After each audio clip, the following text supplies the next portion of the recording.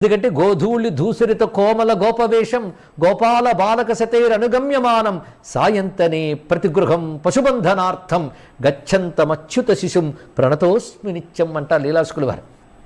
ఎలా ఉన్నాడయ్యా సాయంకాలం వేళలో అంటే గోధూళి ధూసరిత కోమల గోపవేషం, శరీరం అంతా గోధూళితో ధూసరితమైపోయింది. కోమలమైన గోపవేషకుడైనటువంటి కృష్ణ పరమాత్మ తనతో పాటున్న గోప బాలకుడితో వస్తూ ఏ గోవుని లేదా ఏ దూడని ఏ ఇంట్లో కట్టారు కడుతున్నట్ట. అలా సాయంకాలం వేళ ప్రతి ఇంట్లో దూడని లేదా ఆవుని ప్రతి ఇంట్లో కడుతున్న ప్రతి కృష్ణమూర్తికి నమస్కారము. ఎంత భవ్యంగా చెప్పాడండి.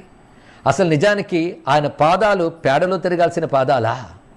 అసలు వైకుంఠంలో శేషశయ్యమి నుంచి పాదం కింద పెట్టబోతే వెంట లక్ష్మీదేవి పట్టుకుంటుంది. స్వామి కింద పెట్టకండి అంటుంది. తన చేతిలో పడుతుంది కావాలంటే, లేదా తన స్వరూపమైన పద్మాలు పెడుతుంది దాని కింద, లేదా మహాయోగులు వాళ్ళ హృదయ పద్మాలు పెడతారు.